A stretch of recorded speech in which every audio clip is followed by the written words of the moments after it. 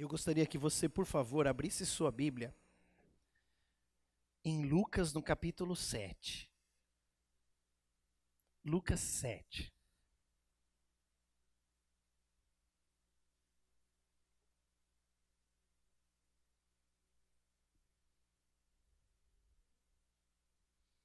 Lucas, capítulo 7.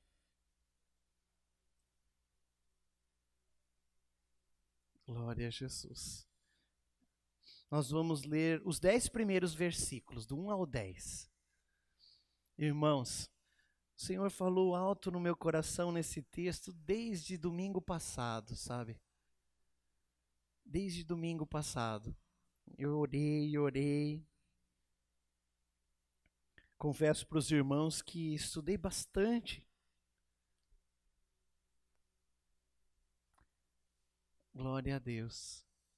Lucas capítulo 7, versículos 1 a 10. Você encontrou? Então vamos ler. Diz assim a palavra de Deus. Tendo terminado de dizer tudo isso ao povo, Jesus entrou em Cafarnaum. Ali estava o servo de um centurião, doente e quase à morte, a quem seu senhor estimava muito. Ele ouviu falar de Jesus e enviou-lhe alguns líderes religiosos dos judeus, pedindo-lhe que fosse curar o seu servo. Chegando-se a Jesus, suplicaram-lhe com insistência: este homem merece que lhe faças isso, porque ama a nossa nação e construiu a nossa sinagoga. Jesus foi com eles. Já estava perto da casa quando o centurião mandou amigos dizerem a Jesus: Senhor, não te incomodes, pois não mereço receber-te debaixo do meu teto. Por isso nem me considerei digno de ir ao teu encontro. Mas dize uma palavra e o meu servo será curado. Pois eu também sou homem sujeito à autoridade e com soldados sob o meu comando. Digo a um: vá, e ele vai. E a outro: venha, e ele vem. Digo a meu servo: faça isto, e ele faz. Ao ouvir isso, Jesus admirou-se dele e, voltando-se para a multidão que o seguia, disse: eu lhes digo que nem em Israel encontrei tamanha fé. Então os homens que haviam sido enviados voltaram para casa e encontraram o servo restabelecido. Até aí. Amém. Vamos orar? Vamos fechar os nossos olhos. Pai celestial, eu te peço, Senhor, eu me submeto ao teu controle, eu te peço que o Senhor fale comigo. O Senhor fale conosco neste dia, nesta noite, que cada vida seja tocada pelo teu Espírito Santo. O Senhor bem sabe, ó Deus, mas é importante eu dizer novamente o quanto eu dependo do Senhor. Eu nada sou sem ti, absolutamente nada. O Senhor conhece a minha estrutura, o Senhor lembra que eu sou pó. Mas Deus, nessa noite eu te peço que para a honra e glória do teu santo nome, o Senhor venha falar aos nossos corações, o Senhor venha edificar-nos em ti, o Senhor venha edificar em nós a santíssima fé, o Senhor venha nos fortalecer, Pai, de maneira que vivamos uma vida reta diante do Senhor, uma vida obediente e zelosa na tua palavra, e em nome de Jesus, que o Senhor possa fazer realmente tudo o que queres em nós e através de nós, por meio da nossa fé. Em nome de Jesus nós oramos, Senhor, pedindo que o Senhor repreenda todo o mal, toda a incredulidade da nossa vida, que o Senhor desfaça de nós, Senhor, todo o nosso materialismo, a nossa mente voltada à lógica humana, mas que o Senhor implante em nossos corações nesta noite a tua vontade perfeita. E em nome de Jesus nós oramos e te agradecemos para a tua glória. Amém. Digam amém, Jesus. Amém, irmãos. Glória a Deus. Irmãos, o nosso Deus é maravilhoso. Como eu disse a semana inteira, Eu fiquei meditando nesse texto, li em outras versões para tentar buscar mais luz a respeito. Busquei informações, pesquisei sobre, li os textos correlatos, li em Mateus o mesmo texto, né? Mateus apresenta o mesmo relato, mesma história. E pedi ao Senhor, ó Deus, fala conosco, dá-nos a direção do Teu Espírito Santo. De maneira que eu nunca preguei, eu já preguei esse texto algumas vezes, mas eu nunca preguei com a ênfase que o Espírito Santo tocou no meu coração. Nunca mesmo. A gente sempre, quando olha para esse texto, a gente olha, claro, para tamanha fé, e nós vamos olhar para isso, mas não da maneira como o Senhor tocou no meu coração. E eu espero que nessa noite, Deus abençoe sua vida, a nossa vida, de uma maneira poderosa, ao ponto de conseguirmos, através das nossas atitudes e gestos diários, deixar o Senhor feliz. Deixar o nosso Deus feliz, como ele ficou com esse centurião que nós lemos o texto. Não é? Esse é o objetivo principal. E o título que eu coloquei aqui, a fé e as obras na ótica de Cristo. A fé e as obras na ótica de Cristo. Sabe, irmãos, na cultura humana, não só no Brasil, em vários povos, acho que no mundo inteiro, pelo menos todas as culturas mais diferentes que eu conheço, até os japoneses que têm uma cultura muito diferente da nossa, até mesmo eles, eu observo um comportamento semelhante. E o comportamento é a cultura do merecimento. Você tem o que você merece. Sabe? A cultura do merecimento. Se você quer, então você precisa fazer por merecer. E eu não vou pregar que isso está errado, né? Não vou pregar que isso está errado. Em relação a muitas coisas, não está. Mas sim, há algumas coisas que não dá para merecer. E mesmo assim é possível ter. Né? Nós vamos falar ao longo da mensagem. Mas eu queria começar falando dessa cultura. Com certeza até mesmo nós temos isso. Né? Para você ser um pastor, você precisa estudar muito, se dedicar muito. Precisa mesmo, claro que sim, porque precisa aprender para ter o que falar. Né? Mas eu vou dizer para você, se for por merecer, puxa vida, então eu estou no lugar errado. Precisa um substituto para mim. Porque não mereço. Nunca vou merecer.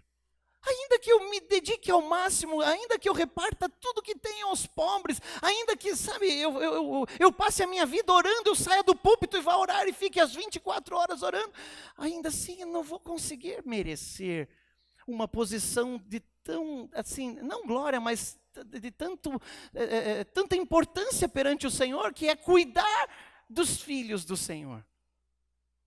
Eu não vou merecer. Então, quando a gente traz para as coisas de Deus, traz para o Evangelho, traz para a vida cristã, essa cultura do merecimento, puxa, irmãos, ela precisa ficar em segundo plano. Não digo que ela deve ser anulada, não. Ela deve ficar em segundo. Porque até mesmo na Bíblia está escrito lá em Gálatas, o apóstolo Paulo escreve no capítulo 6, versículo 7, um versículo muito verdadeiro, eu gosto muito, assim como toda a Bíblia, é claro, né? Paulo diz, aquilo que o homem semear, isto também colherá ou ceifará. Ué, o que é esse texto se não dizer que aquilo que eu mereço vou colher, vou ter, né? Aquilo que eu planto vou colher. É verdade. Então eu não estou querendo aqui anular isso, dizer que não é verdade essa cultura. Mas não é para tudo. Não é para tudo. E não é o mais importante na vida cristã perante o Senhor. A nossa salvação não foi alcançada por merecimento, nós sabemos disso. Depois eu leio o texto. Né? Muitas coisas não são alcançadas por merecimento. E eu quero dizer mais. O merecimento, ele não pode vir em primeiro lugar para um cristão. Na minha empresa, na empresa que eu trabalho, e em outras empresas, eles têm uma cultura, eles falam assim, é a meritocracia. Né? Vamos prestigiar quem merece mais, quem se esforça mais, trabalha mais. Eu não estou falando para criticar, até não acho errado. Mas em se tratando da vida cristã, a meritocracia não está em primeiro lugar. Porque se estivesse, nós não seríamos salvos. Nós não seríamos cristãos. Por quê, pastor? Porque nós não merecemos. Que levante a mão aqui quem acha que merece. Não levante a mão. Vai que alguém levante acidentalmente. Eu tenho certeza que você não acha. Né? Mas se eu perguntasse aqui, que levante a mão quem acha que merecia que Jesus deixasse seu trono santo, sendo ele Deus, e viesse ao mundo para morrer na cruz. Ninguém tem coragem de levantar a mão diante dessa pergunta, né? Com certeza, se alguém levantasse seria acidental, sem perceber. Às vezes acontece.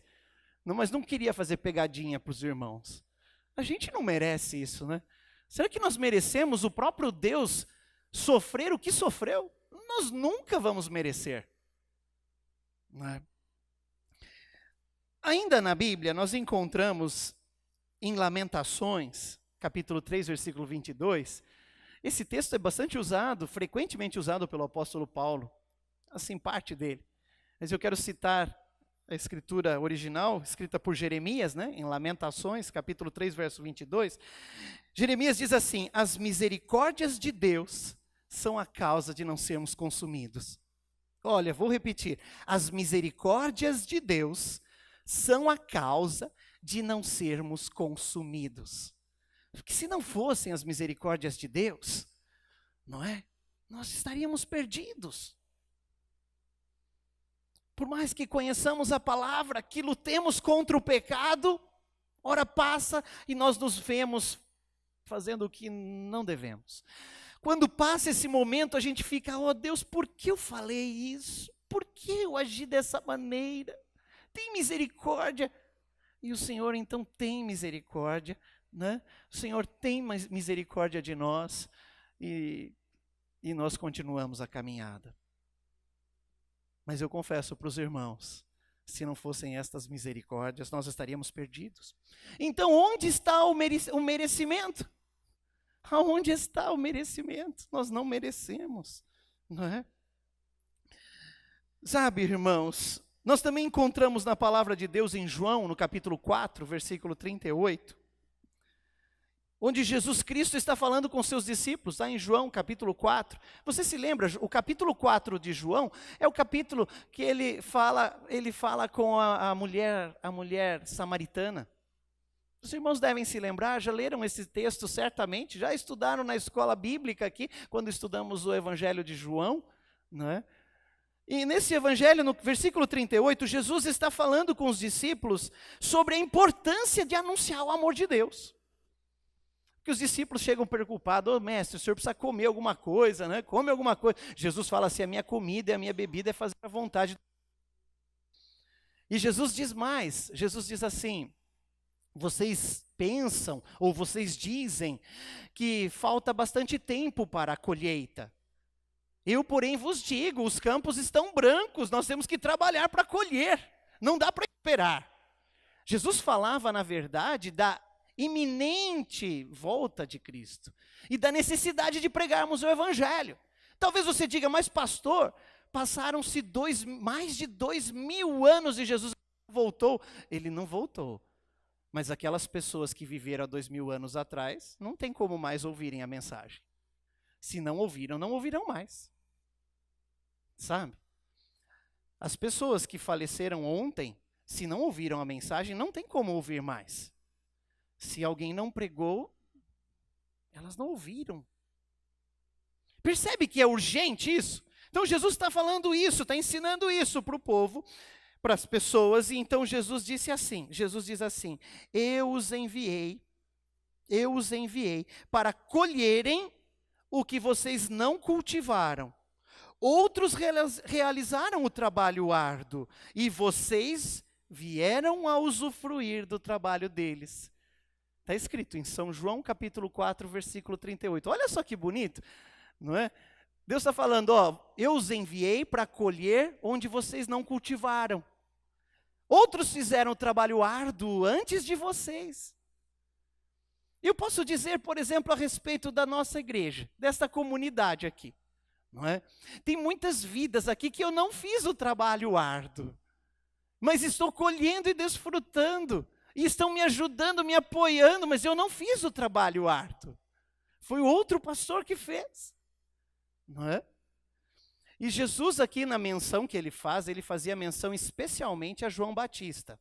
Mas não só, também a todos os profetas anteriores a João, que na maioria dos casos deram a vida, serviram com a própria vida.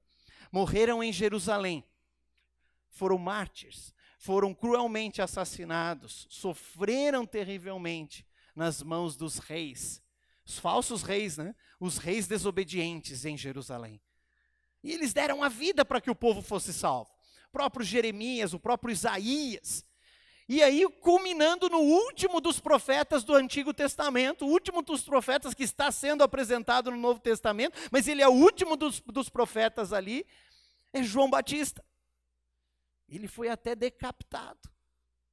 Foi até decapitado injustamente. Ele serviu, ele fez o trabalho árduo, ele que pregou arrependimento em Israel. Ele dizia assim: arrependei-vos porque a vós é chegado o reino dos céus. Ele falou: ó nação de Israel, quem vos ensinou? Quem vos ensinou a fugirem da correção, da ira vindoura de Deus? Ele falou: venham, mostrem frutos ou mostrem atitudes em sua vida que demonstre o seu arrependimento. João Batista, pregando o evangelho. Né? Então, quando Jesus disse assim: olha, eu os enviei a pregar, a colher, né, onde vocês não plantaram. Foi exatamente isso. João Batista que plantou. E eles agora iriam colher. E colheram. Colheram muitos frutos. Muitas pessoas que se batizaram, né, desceram as águas do batismo. O batismo de João era conhecido. Desceram as águas e os discípulos então foram colher.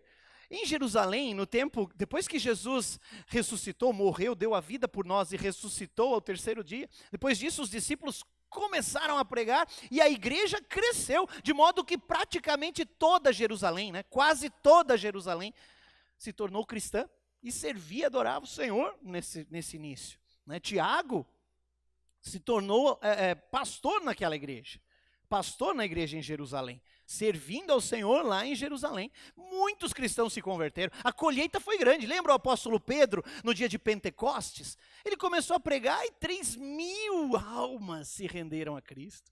Eu falo que no dia da inauguração da igreja, 3.000 pessoas se converteram. Outros trabalharam para que eles colhessem. Então a gente fala merecimento, o apóstolo Pedro merecia, não foi merecimento, não tem nada a ver, né? Ele distribuiu milhares de folhetos e trabalhou duro, não, ele só ficou na presença do Senhor, e a colheita veio, porque na verdade não se trata de mérito. Nós não conseguimos merecer, irmãos. Nós não conseguimos merecer. Deus nos dá por graça. Nós não conseguimos merecer. Deus nos dá por graça. Então, visto isso, cultura humana, cultura do merecimento. Trazendo para a Bíblia, a gente vê que o merecimento não dá muito certo.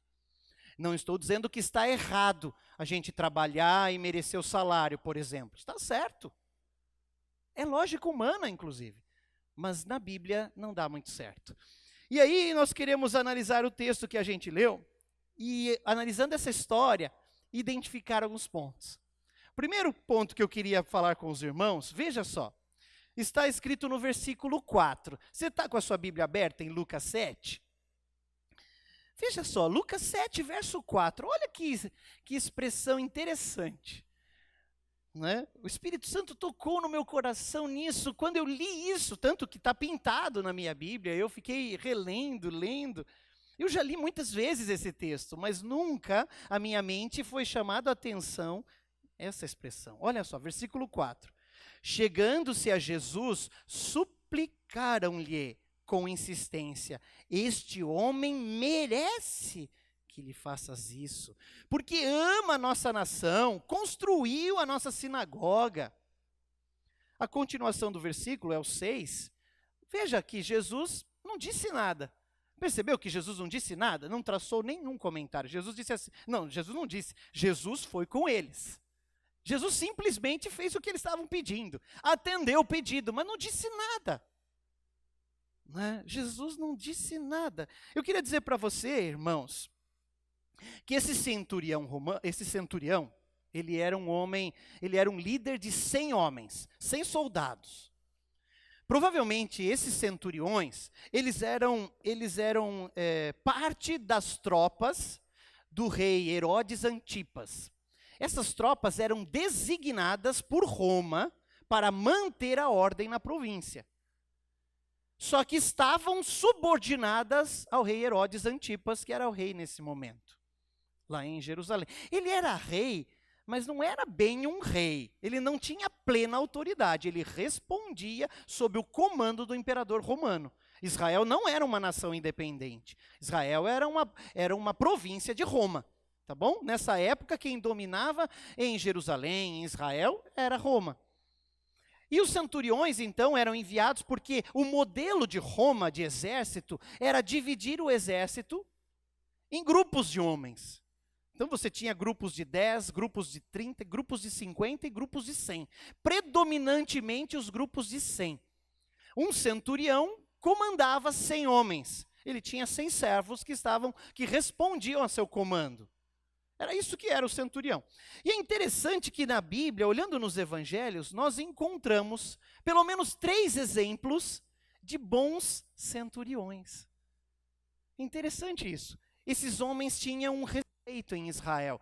Eles eram admirados. O primeiro exemplo que nós vemos é esse que a gente acabou de ler. Você viu que os homens de Jerusalém falaram, os judeus, os religiosos, falaram, é um homem bom, ele ama a nossa nação. Ele construiu a sinagoga para a gente. Mas tem também um centurião descrito em Atos, no capítulo 10, versículo 2, que também a Bíblia descreve como um homem bom. Né? Trata-se de Cornélio.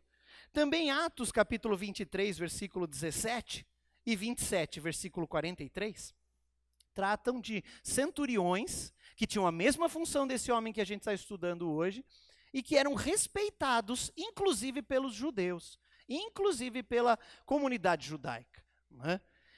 Esses centuriões observavam a moral judaica e observavam isso e respeitavam, então eles eram amados.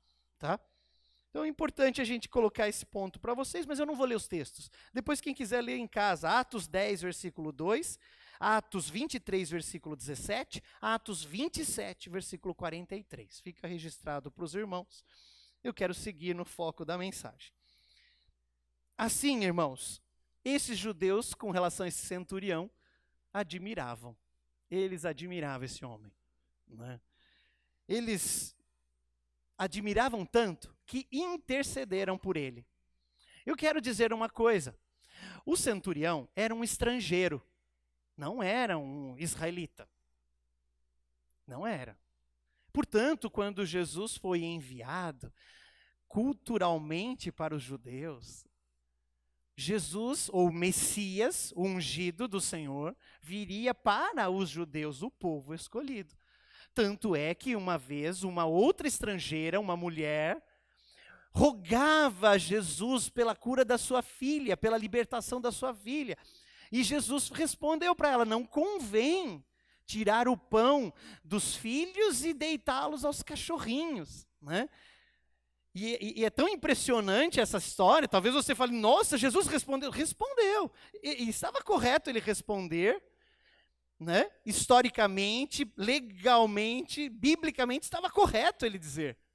E a mulher dá mais uma demonstração de fé ali, quando ela diz assim, Jesus, é verdade, mas até os cachorrinhos comem das migalhas que caem da mesa do seu Senhor. E Jesus, então, imediatamente faz um milagre para ela, né? E elogia ela pela fé. Mas eu não vou entrar nesse detalhe agora. Então, aquele centurião, por direito, não, ele não tinha o direito de ser visitado pelo mestre. Aliás, os judeus ficavam muito bravos, porque Jesus costumeiramente entrava na casa de pessoas assim. né? Zaqueu, por exemplo, Zaqueu não era um estrangeiro, ele era um judeu. Porém, era um publicano, era um pecador. Então, os judeus ficaram furiosos quando viram Jesus entrando na casa do Zaqueu. Furiosos. Né? Eles diziam, onde se viu, Jesus entra. Né? Eles diziam, os judeus religiosos diziam assim, Jesus e os seus discípulos comem com os pecadores. Né? Anda com as pessoas mais de situação difícil da sociedade. Então, eles tinham muito na mente deles essa questão do mérito, do merecimento, do legalismo, era real, eles transpiravam isso, sabe? Na cabeça deles é assim, só judeu que merece, e ainda olhe lá. E ainda olhe lá, não tem todos não, tem alguns que estão de fora. Era a cabeça deles, né? Era a cabeça, mas no caso do centurião, embora fosse um estrangeiro, embora não tivesse o direito, entre aspas, segundo a lei deles, eles gostavam desse estrangeiro, porque esse estrangeiro era bom, esse estrangeiro fez coisas boas para eles, amava a nação, foi o que eles citam, e construiu a sinagoga para eles, então eles tinham admiração por esse centurião, e eles intercederam a Jesus pelo centurião. Notem as palavras dos judeus para com Jesus, né? Eles dizem assim, olha, suplicaram com insistência, veja. Não diz aqui, suplicaram apenas, mas com insistência. Este homem merece que faças isso. Ele merece, eles estavam insistindo, era a intercessão deles pelo centurião. Eu queria colocar um pensamento aqui para os irmãos, para a gente refletir. Um pensamento eu queria compartilhar com vocês. Eu que escrevi aqui. Olha, Jesus, embora este homem seja gentil, seja estrangeiro, não conheça a nossa lei, não conheça a nossa religião, mas ele é bom. Porque ele tem nos ajudado, ele merece, por causa disso, ele merece que tenhas misericórdia dele. Eu comecei a pensar em cima do que eles disseram para Jesus. Era mais ou menos assim, Jesus, embora ele é gentil, embora ele não é judeu, mas ele é muito bom. Ele ama Israel, Jesus. Ele construiu uma sinagoga. O senhor sabe o que é isso, Jesus? Custa caro para construir a sinagoga, Jesus. Vai pedra, dinheiro, de pedra, telhado, piso, porta e tal. Ele construiu a sinagoga para a gente, Jesus. Ele merece. Ele merece. Esse é o conceito humano. Esse é o conceito humano. Eu mereço. Eu mereço, Jesus, eu mereço ser curado. Jesus, por que eu estou passando por essa luta difícil? Eu não mereço a luta difícil, eu mereço ser abençoado. Afinal de contas, eu sou um pastor. Vê só, Jesus, vê a lista de nomes que eu já batizei. Jesus, dá uma olhada no hall de membros. Eu mereço. Isso é característica humana, cultura humana. Não é? Eu mereço, Jesus, ser abençoado. Eu vou todas as semanas lá, limpo a igreja. Senhor Jesus, olha, eu oro todas as manhãs. Eu mereço, Jesus. Eu perco meu sono cedo para falar com o Senhor. Eu mereço. Cultura humana. Cultura humana. Sabe? Não funciona assim, irmãos. Não com relação às coisas de Deus. Graças a Deus que não. Misericórdia, se funcionasse assim, nós estávamos fritos. Nós não merecíamos nada. A gente estava totalmente fora da bênção. Sabe? Não só nós, os próprios judeus estariam. Durante anos, né, durante centenas de anos, eles tentaram aplicar e obedecer a lei no intuito de merecer, e não conseguiram. O que a lei provou, ficou muito claro e patente através da lei, que não era possível merecer nada de Deus, que nós não conseguimos, nós não somos capazes. Isso não significa que é para a gente, então já que não é assim, então eu vou cruzar meus braços e não vou fazer mais nada, não estou nem aí para nada e Deus que me abençoe. Não, não é isso que eu estou falando. Falei para vocês, não é que nós vamos apagar as obras, Não é que nós vamos apagar, não. Só espere um pouquinho. Em primeiro lugar, não são elas. Em primeiro lugar, não são elas. Então, o homem vê a aparência. Foi o que Deus disse a Samuel, profeta. Samuel, você está olhando para os filhos bonitões aí do Jessé, mas não é nenhum deles. Não é? Imagine o profeta Samuel. Se reuniram para o jantar, sei lá se era jantar ou almoço, mas era um banquete. Estava tudo pronto. Ia ungir o novo rei e depois iam celebrar com um alimento. Aí chegaram os filhos, 7 filhos. Samuel olhou para um e acho que ele orava assim, né, em pensamento: Senhor, é esse? E nada, ele não ouvia nenhuma voz. O segundo filho, o terceiro filho, o quarto filho, o quinto filho. Aí, se fosse eu no lugar de Samuel, ia ficar com um gelinho na barriga. Meu Deus, está acabando os filhos. Sexto filho, sétimo filho, acabou, não tinha nenhum. Acabou os filhos. Aí Samuel falou: Jessé, você não tem mais filho? Né? Do tipo, será que não faltou ninguém? Jessé falou: faltou. Tem o mais novo, o caçula, está no campo cuidando das ovelhas. A Samuel deve ter respirado assim: que bom. Aí Samuel disse para Jessé: traz o filho, porque nós não vamos sentar para comer enquanto ele não chegar. Irmãos, eu não sei quanto tempo ele levou, mas se ele estava no campo, ele não levou algumas horas, talvez um dia. Se foi rápido, ele levou um dia para chegar em casa. Se foi rápido. Enfim, quando chegou Davi, ele foi ungido. E Deus falou para Samuel: Samuel, eu não olho a aparência, eu olho o coração. O homem vê a aparência, eu vejo o coração. Então, muitas vezes o merecimento, o mérito que nós temos na nossa cultura, ele é aplicado na nossa cultura pelas coisas que nós podemos ver, não é? Por muitos anos, irmãos, na igreja evangélica, nas igrejas históricas evangélicas, os lugares, os assentos eram marcados. As pessoas mais nobres, entre aspas, é que podiam assentar. E os mais simples, mais ao fundo. Até precisar ficar em pé. Porque o homem vê a aparência e julga pela aparência. Por isso que o nosso juízo é muito falho. Por isso que Deus não nos chamou como juízes, nos chamou como ovelhas, para cuidar, para abençoar, para ajudar, não como juízes. Ele é o juiz. Essa parte Deus não delegou para ninguém. Ele delegou o evangelismo, mas ele não delegou o julgamento. Ele vai julgar, porque ele vê o coração. Ele sabe o que você está pensando. Antes de você falar alguma coisa, ele sabe. E se você nunca falar, ele sabe o que você pensou. Sabe o que eu pensei. Aquilo que a gente fala, que tem dupla intenção, duplo significado, Deus entende e sabe o significado que nós desejamos falar. A gente pode até disfarçar o significado, mas Deus sabe. Deus sabe todas as coisas, queridos. Então ele é justo juiz. E veja, ao fato de dizerem para ele que o homem merecia, ele não teceu comentários. Não teceu. Se fosse para mim, né?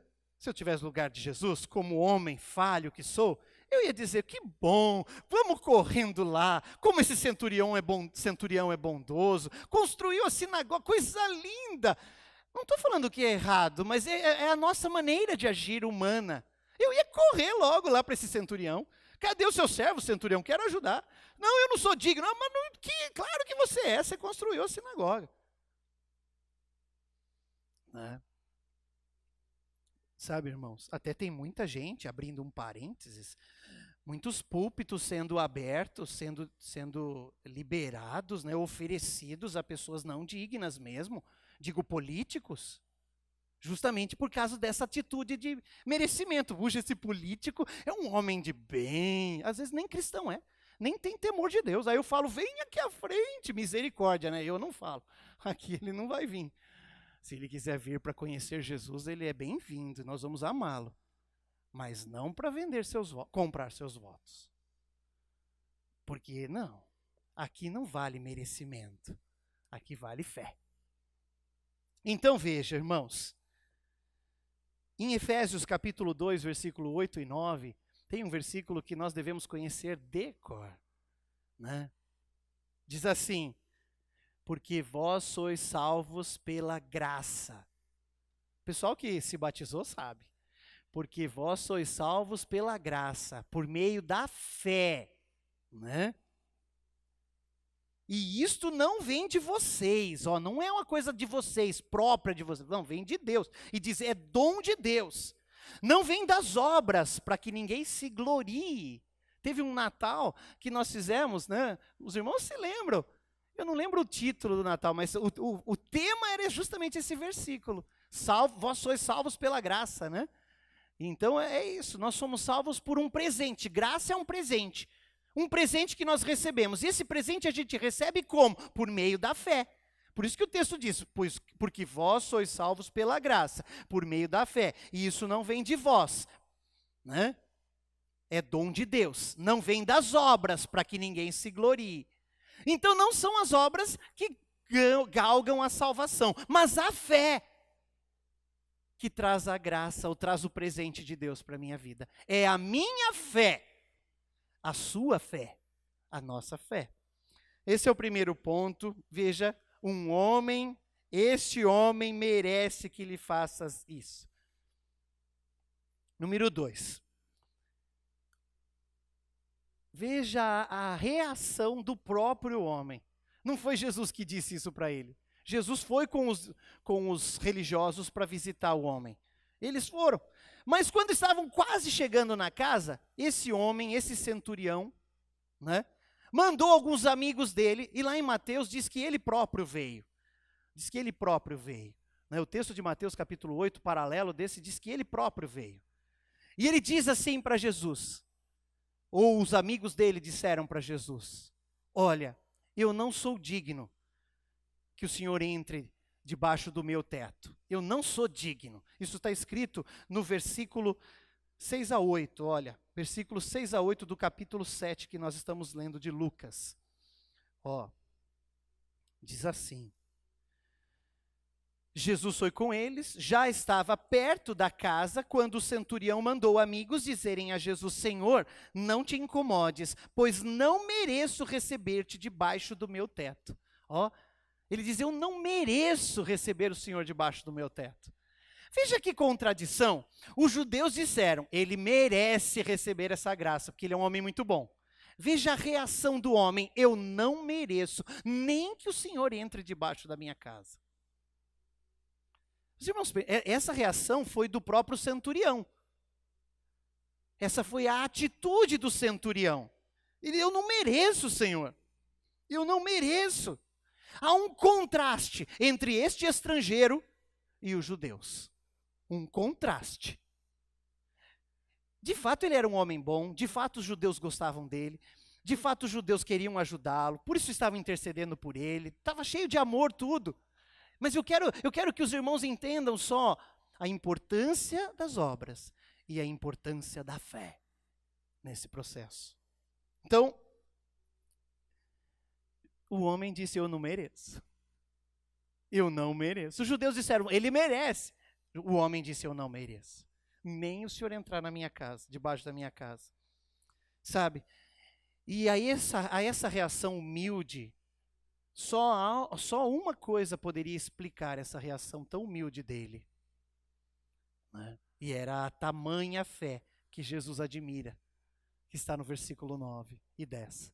A tamanha fé poderia levá-lo a ter essa atitude tão humilde. Eu não sou digno, nem que o Senhor entre debaixo do meu teto. E olha a resposta que esse homem, esse centurião, manda para Jesus. Ele diz assim, Jesus, eu entendo de autoridade. Eu sou um homem de autoridade. Eu sou uma autoridade, eu sou líder de 100 homens. Né? O imperador me coloca, me nomeia, e esses 100 homens respondem para mim. De maneira que se eu dou uma ordem para esses 100 homens, eles obedecem. Se eu digo uma coisa, faça isso, eles fazem. Não faça aquilo, eles não fazem. Porque eu tenho autoridade sobre eles. o homem estava dizendo do entendimento dele. Veja como havia uma clareza na mente dele a respeito de quem era Jesus. É isso que eu quero chamar a atenção dos irmãos, isso que chamou minha atenção. Né? Ele explicou essa história da autoridade, daí ele fala para Jesus assim: dize uma palavra e o meu servo vai ficar curado. Então, primeiro ele explicou o que ele entendia de autoridade. Ele falou, eu entendo de autoridade. Eu estou acima dos 100 homens, se eu dou uma ordem, eles têm que obedecer. E eles obedecem, porque eu tenho autoridade sobre eles. Era isso que é autoridade. Os irmãos sabem.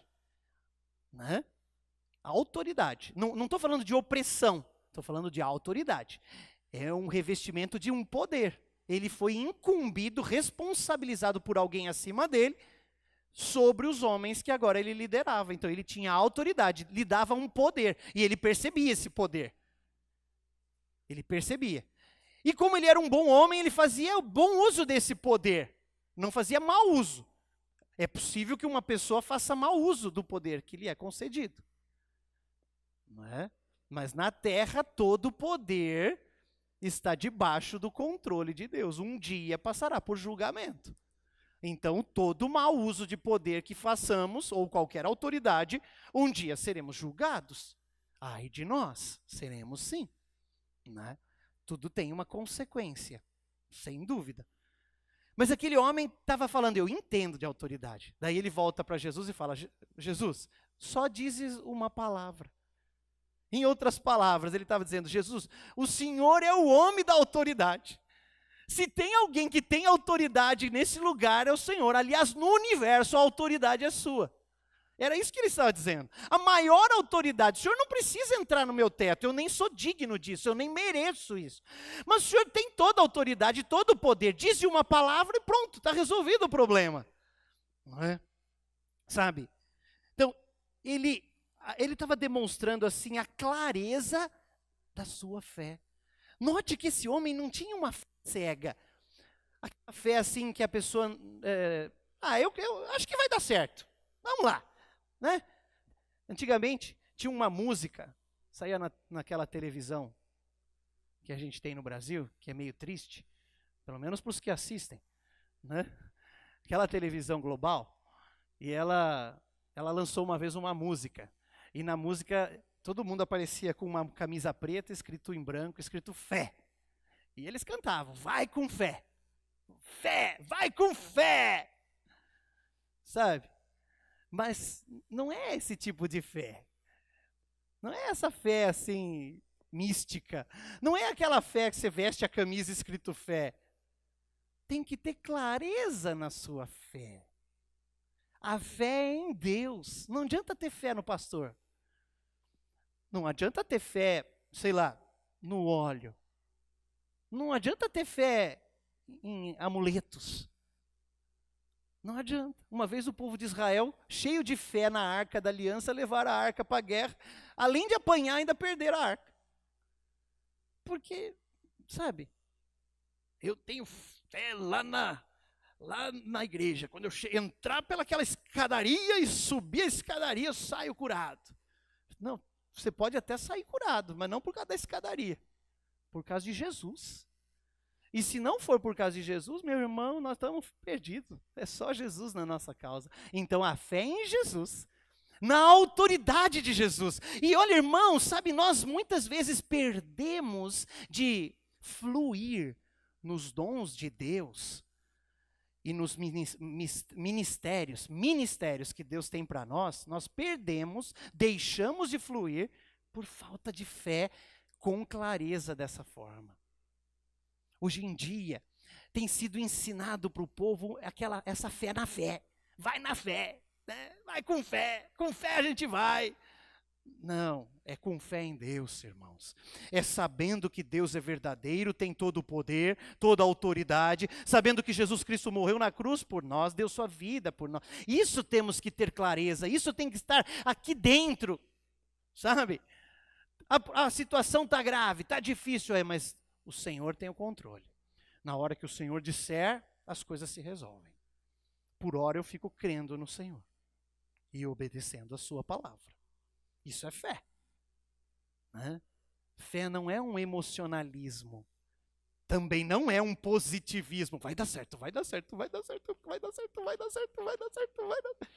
Daí não dá. Aí não dá. Porque fé não é positivismo. Fé é o agir de Deus. Soberano, diga-se de passagem. Né? O agir de Deus é soberano. Eu não tenho autoridade para mudar o agir de Deus. Eu tenho para pedir. E devo ter, inclusive, fé para isso. Fé para crer que Ele quer o melhor para mim. Se for o que eu peço for o melhor para mim, irmão, certamente Ele me dará. Se for o meu melhor para mim, segundo o conhecimento dEle, não o meu. Então eu digo sempre que as orações todas são respondidas. Toda oração feita com fé tem uma resposta. Ela pode ser respondida sim, imediatamente, vamos fazer. Ela pode ser respondida sim, mas vamos esperar. Não é o momento. Ou ela pode ser respondida não. Não vai ser bom para você dessa maneira. Como pais, a gente não tem essas três respostas para os nossos filhos também? E a gente deixa de amá-los por dar essa terceira resposta? Às vezes o maior amor está nessa terceira resposta. É a resposta mais difícil de ser dada. Não é? O filho pede uma coisa para a gente o que gosta de falar, é claro, filho, vamos lá na loja agora. Mas nós sabemos que não podemos dizer isso. Nós temos que dizer não para ele. E aí que requer mais amor. É igual em relação a Deus. Mas eu tenho que crer nisso, irmãos. Não é porque a resposta de Deus foi não, que eu vou deixar de crer nele. Seria o maior equívoco da minha vida. Ele já me deu o mais importante, que é a minha salvação. E foi de graça. E não foi por merecimento, foi por prêmio. Foi por presente. Então eu tenho que crer, eu tenho que ter fé. Sabe? Eu tenho que ter fé. Eu quero dizer para você que o homem disse, se disseres uma palavra, acontecerá. E é verdade, irmãos. Todas as coisas que existem, todo o universo, toda a ciência, os astros, o Sol, as estrelas todas, as outras galáxias, todo o universo, o planeta Terra, eu e você, nós existimos porque um dia Deus pronunciou em sua boca dizendo, seja feito, haja luz, façamos o homem. Por isso que existe. É a palavra de Deus. E nós temos a palavra de Deus conosco, que tem capacidade poderosa criativa. Deus aplicou a palavra dele quando ele disse, e as coisas aconteceram. Por isso que nós devemos conhecer a palavra e fincar ou fixar a nossa fé na palavra. Você não precisa ter uma fé perdida, mas uma fé na palavra, como a do centurião. Não era perdido. Hebreus 11:6 diz que sem fé é impossível agradar a Deus. O escritor aos Hebreus disse que sem fé é impossível agradar a Deus. E ele continua explicando por quê. Ele diz assim, porque aqueles que buscam a Deus precisam acreditar, crer que Ele existe e que é galardoador dos que o buscam. Hebreus 11:6 está escrito isso. Sem fé é impossível agradar a Deus. Pois aqueles que o buscam precisam crer que Ele existe e é galardoador dos que o buscam. Então nós precisamos agir com fé. Olha, em Lucas, no capítulo 8, versículo 50, Jesus diz assim, se trata de mais um milagre, se você está aí em Lucas já, você pode ver. No capítulo 8, versículo 50, esse se trata do milagre maravilhoso que Jesus operou na vida de uma pessoa que estava com uma doença, para morrer. Jesus disse assim, olha só, Jesus disse assim, ouvindo isso, Jesus disse a Jairo, era filha de Jairo, não tenha medo, tão somente creia e ela será curada. Agora, sabe em qual circunstância que Jesus disse isso? Eles estavam a caminho e tinha chegado pessoas da casa de Jairo, chegaram para Jairo e devem ter meio que cochichado, altinho, e falaram assim, Jairo, não incomodes mais o mestre, porque a sua filha já morreu. Olha que notícia triste, Imagine o que aconteceu com Jairo nessa hora. Tanto que ele não chegou a dizer nada. O versículo imediatamente seguinte é o versículo 50, que Jesus diz: Jairo, o próprio Jesus já se antecipou e disse: Jairo, não tenha medo. Apenas creia, a sua filha será curada. Sabe, irmãos, creia, tenha fé. Nós precisamos ter fé, a fé do centurião, a fé que era uma fé esclarecida, uma fé voltada para a palavra, uma fé que entende a autoridade de Deus, e é dele esta autoridade, e só dele. Essa fé nós precisamos ter. O nosso Salvador, o Senhor das nossas vidas, é o Deus que tem toda a autoridade, todo o poder, sabe? É simplesmente, ponto final nessa frase. Não tem mais ser ou se, mas não, mais assim, mais assado. Não, Deus tem todo o poder. Lá em Mateus, no capítulo 28, versículo 19 e 20, está escrito: foi-me dado todo o poder nos céus e na terra. Portanto, vão e façam discípulos. Está na grande comissão esse texto. Jesus recebeu de Deus, do Pai, todo o poder, toda a autoridade. Olha só isso aí. Isso significa poder e autoridade sobre os demônios, poder e autoridade sobre as hostes espirituais da maldade, sobre os principados, potestades, que são as hierarquias dos demônios. Jesus tem poder e autoridade sobre eles, sabe? Importante entendermos isso. Jesus tem poder e autoridade sobre espíritos malignos que estão presos no abismo. Estão presos no abismo, eles serão soltos só durante a grande tribulação. Jesus tem autoridade sobre eles. Jesus tem autoridade para lançar os demônios, inclusive no abismo, não só expulsá-los. Eu não tenho essa autoridade. Não existe nenhum fato bíblico em que um pastor, missionário, profeta, apóstolo tenha expulso um demônio e mandado para o abismo. Não existe nenhum registro bíblico disso. Eu não tenho essa autoridade, mas Jesus tem. Tanto é que os demônios, quando saíram dos porcos, rogaram a Jesus que não os lançasse no abismo.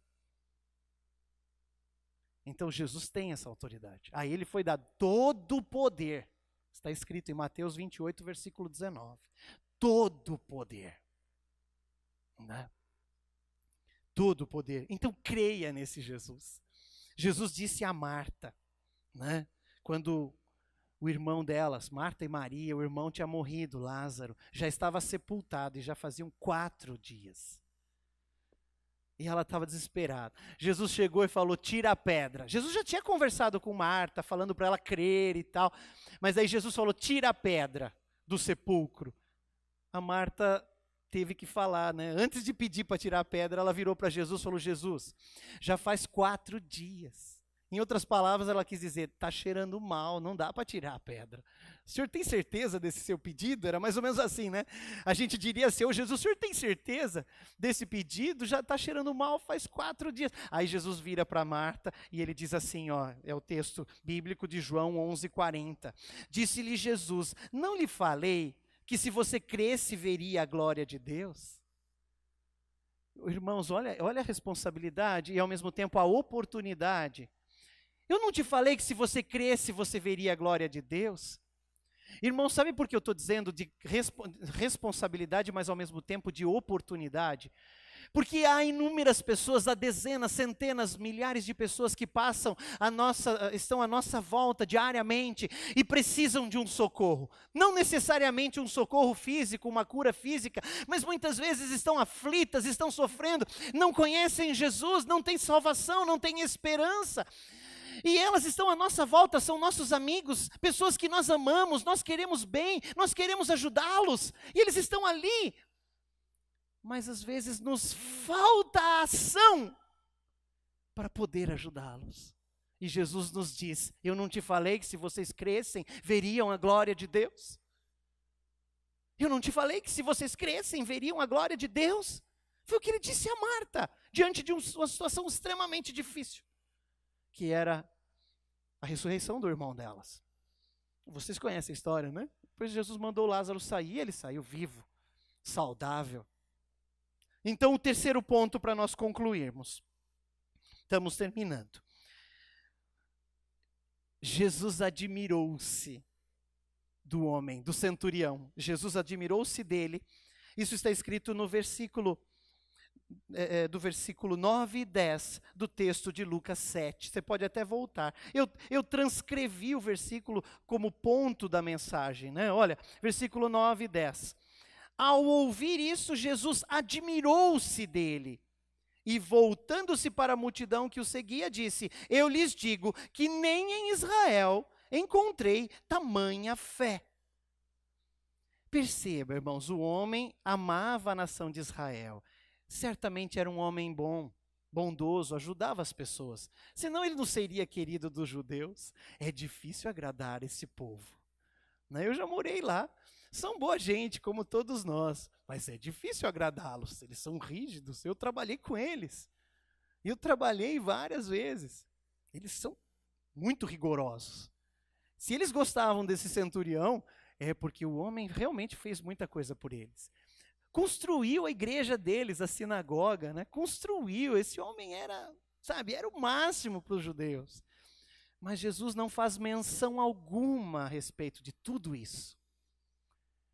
Ao contrário, Jesus admira-se, ou admira o homem, admira o centurião, fica feliz com ele por causa de tamanha fé. E eu gosto dessa palavra que vem antes da fé, tamanha fé. Em outras versões está tanta fé, né? Na Revista Corrigida está tanta fé. Nunca vi em Israel um homem com tanta fé. Aqui está tamanha fé. Dá-nos a entender, eu até já ministrei aqui uma vez sobre isso, e eu aprendi isso também, que a fé é algo que pode ser maior ou menor. Fé é algo que pode crescer e pode também diminuir. Lembra o que Jesus disse para os discípulos no momento em que o barco lá ia afundar e eles clamaram e tal? Jesus estava dormindo. Quando Jesus acordou, mandou tudo acalmar. Jesus falou para eles: homens de pequena fé, né? Pequena fé. Eu creio que eu ainda sou um homem de pequena fé. Eu falo: Senhor, transforma isso. Sabe, irmãos? As circunstâncias na nossa vida que nos ajudam a termos mais fé. Uma delas é a falta de coisas. Sabia? É verdade. A falta de dinheiro, por exemplo, nos ajuda a viver mais pela fé. Porque a gente tem tudo, né?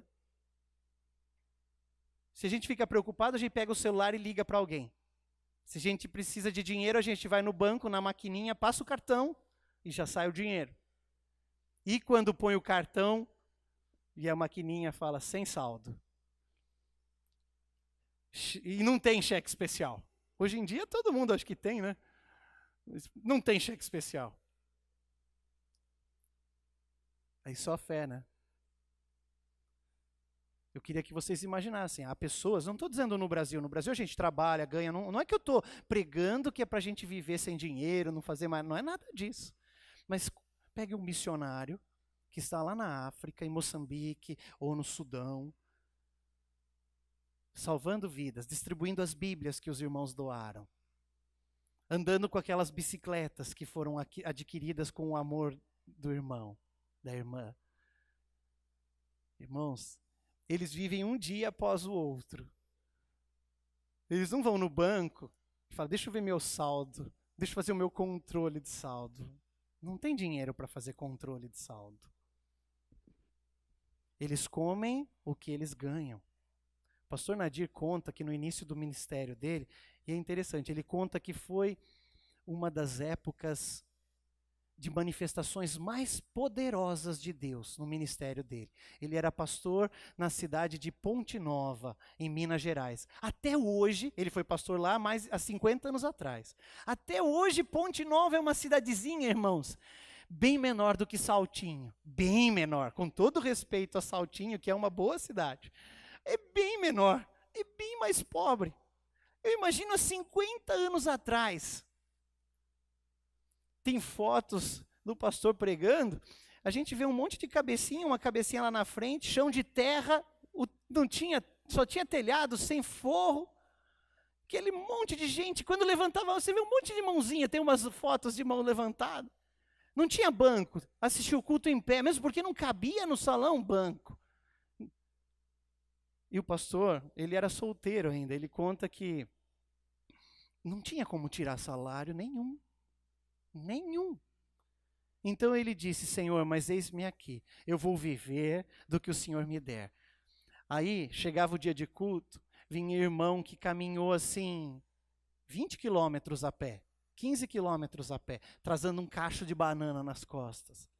Pastor, a gente tem bastante lá em casa, esse aqui é para o senhor. Aí tinha banana para comer, outro trazia farinha, outro trazia o que ganha, eles iam ganhando.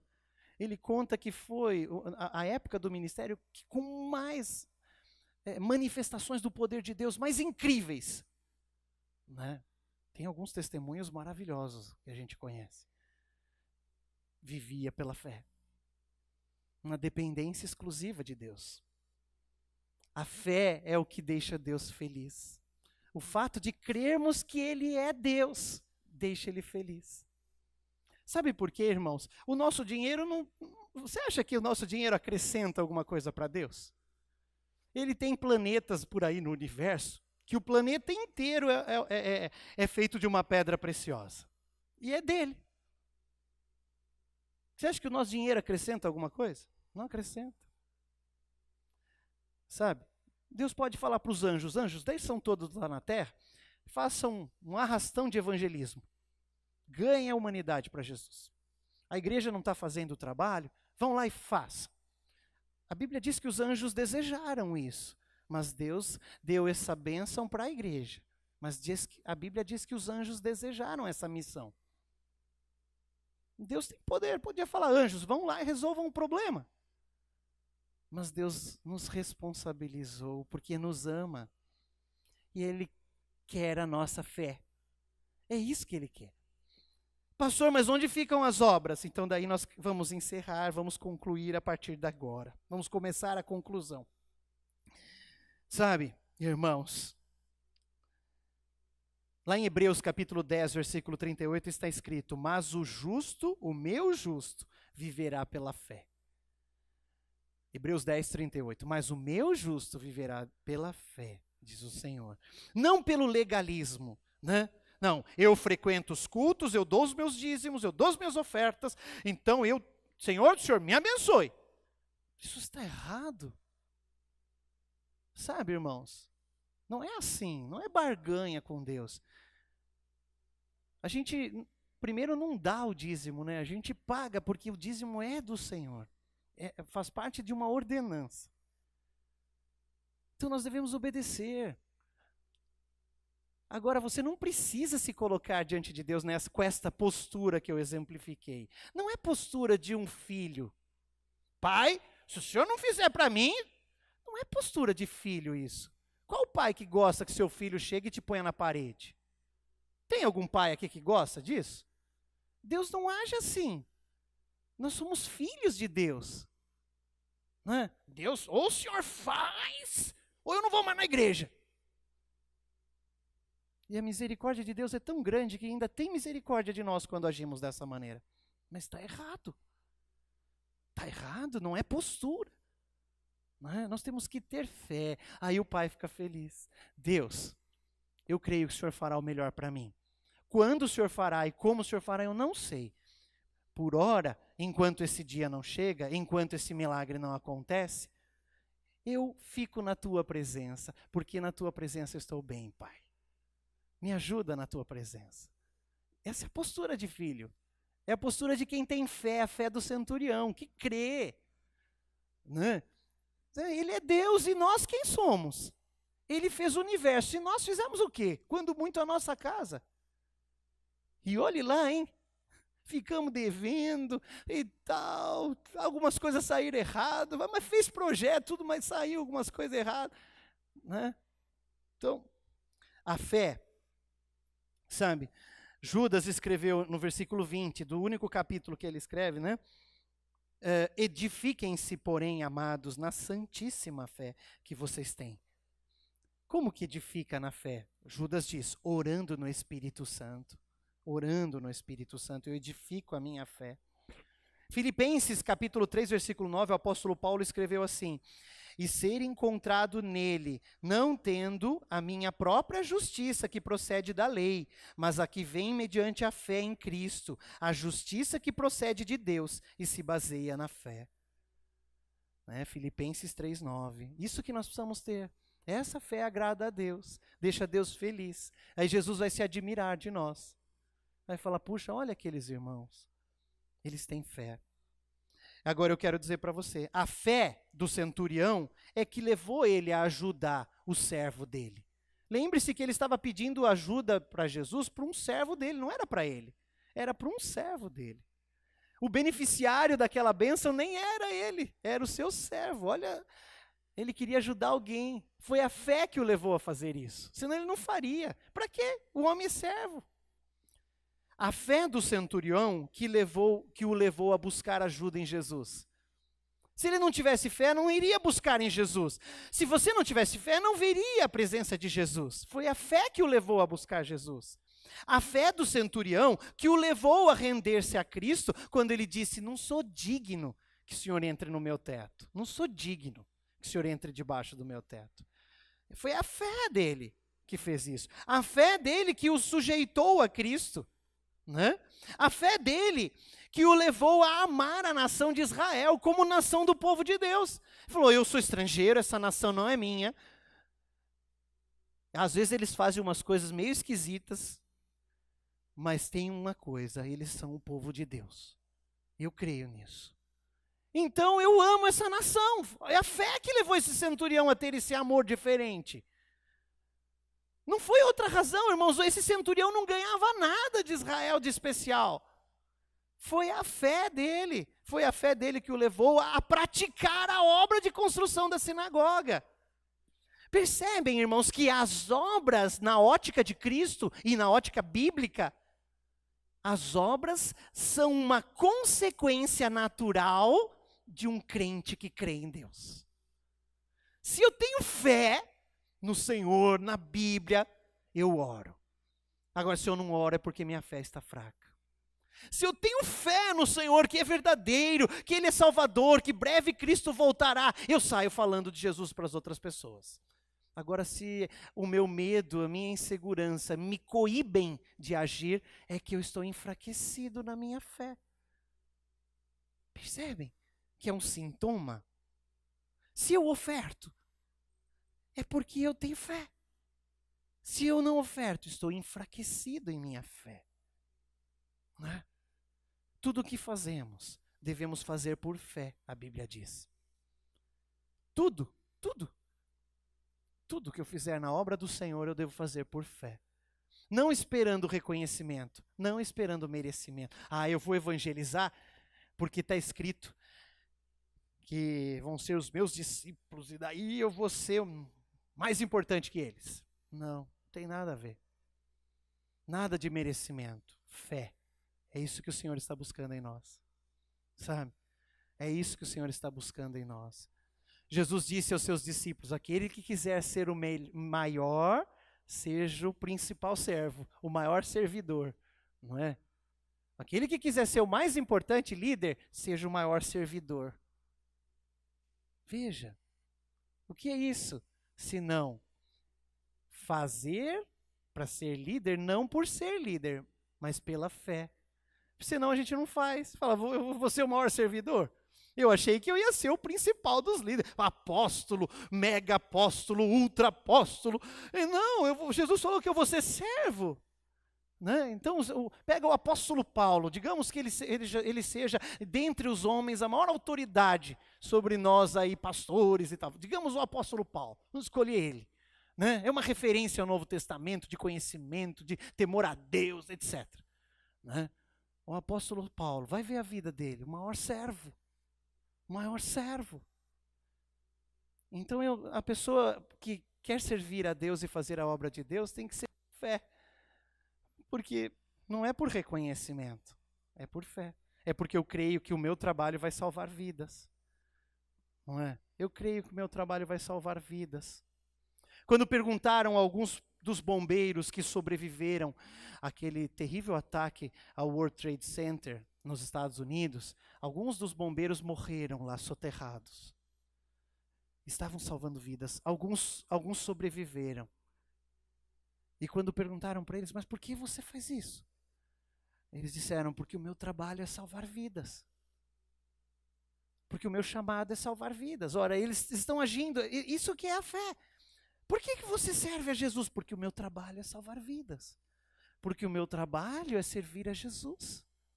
Por que você vai ao culto? Porque o meu trabalho é servir a Jesus. A minha vida, a minha alegria é Jesus. Por isso. Agora sim, eu quero terminar de ler o texto de Efésios que a gente leu, capítulo 2, versículos 8, 9 e agora o versículo 10. Pois vocês não são salvos pela graça, por meio da fé. Porque vocês são salvos pela graça, repetindo a leitura. Pois vocês são salvos pela graça, por meio da fé. E isto não vem de vocês, é dom de Deus. Não vem das obras, para que ninguém se glorie. Porque somos criação de Deus, realizada em Cristo Jesus, para fazermos as obras boas, as quais Deus preparou antes para nós as praticarmos. Então, orar, ler a Bíblia, vir ao culto, amar o seu irmão, servir o seu próximo, evangelizar, pregar, ensinar na escola bíblica, escola infantil, trabalhar nos domingos de manhã, e tudo isso são obras que o Senhor preparou para aqueles que querem fazê-las pela fé. Pela fé. E se nós tivermos fé, essa tamanha fé, seremos ricamente abençoados. Vamos ficar em pé, irmãos. Nós vamos encerrar. Os judeus, queridos, não creram. Sabia? Os judeus, não todos, claro, mas muitos não creram. Se você depois em casa ler São João, capítulo 12, do versículo 37 ao 41, você vai ver Jesus dizendo para eles, vocês não creem. E eles não criam. Jesus fazia o milagre e eles continuavam sem crer. Jesus ressuscitou Lázaro. E teve judeu que falou, nós precisamos matar Lázaro. Sério, vai ler na Bíblia, na história. Teve judeu que falou, a gente tem que matar Lázaro, porque olha a bagunça que está criando no meio do povo. Jesus ressuscitou o homem e os judeus queriam matá-lo. Veja o mal que é a religião sem Deus. Né? A religião sem Deus é um mal, terrível mal. Religião sem fé é um terrível mal. Jesus não admira a gente pela nossa religião, mas pela nossa fé, por crermos nele. Né? Sabe, Jesus em Israel não viu tamanha fé, só nos estrangeiros. Foi o centurião que tinha tamanha fé e foi aquela mulher cirofenícia, né?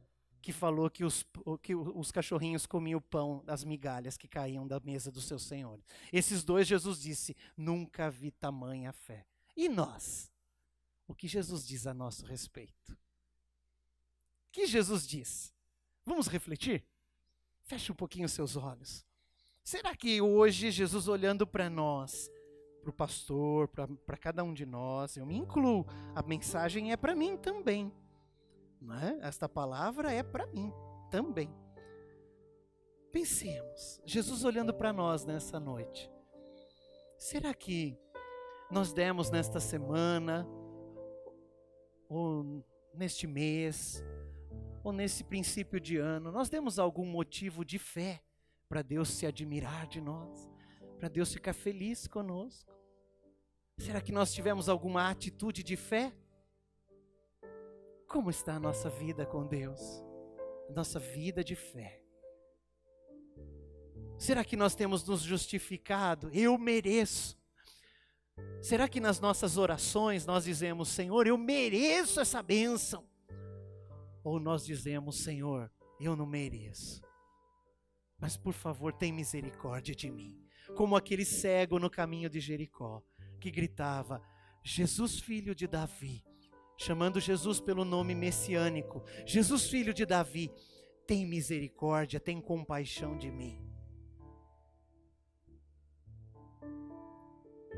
Aquele cego foi curado e passou a enxergar, por causa da fé dele. E quanto à nossa fé, como anda a nossa fé no Senhor?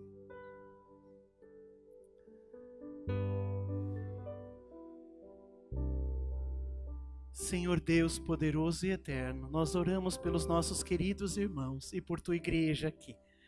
Nós estamos aqui unidos e cremos no teu poder. Ó Deus, nós te pedimos, aumenta a nossa fé. Aumenta a nossa fé, Senhor. Nós queremos caminhar conforme o teu querer e viver na direção do teu Espírito Santo. Queremos ser como os que são guiados pelo Espírito. As pessoas não sabem de onde vêm nem para onde vão, como o vento. Assim queremos viver, guiados pelo Espírito Santo. Ó Deus poderoso, aumenta a nossa fé. Aumenta, Senhor, a nossa fé, que as nossas atitudes sejam calcadas na nossa fé. Ó Deus poderoso, todo serviço na tua casa seja calcado na nossa fé.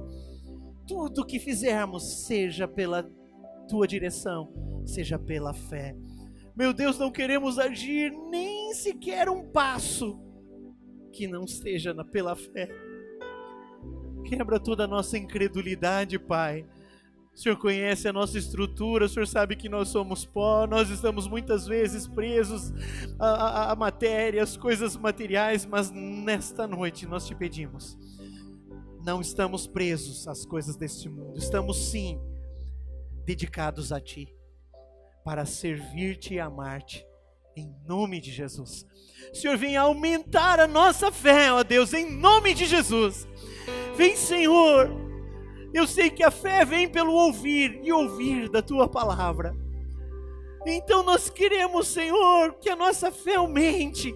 Nós queremos, Senhor, que a nossa fé cresça cada dia mais, para podermos verdadeiramente dizer a este monte que mude de lugar, em nome de Jesus. E então vemos pessoas, vidas curadas, vidas transformadas, salvas pelo agir sobrenatural do Senhor. Aumenta a nossa fé. Queremos fluir no dom do Espírito Santo. Pedimos que o Senhor venha nos encher com o teu Espírito Santo e aumentar a nossa fé. Em nome de Jesus nós oramos, Senhor. Toda a nossa oração nesta semana, na próxima e na próxima e na próxima e sempre. Os nossos jejuns, quando estivermos clamando, vamos clamar com fé e vamos pedir mais fé.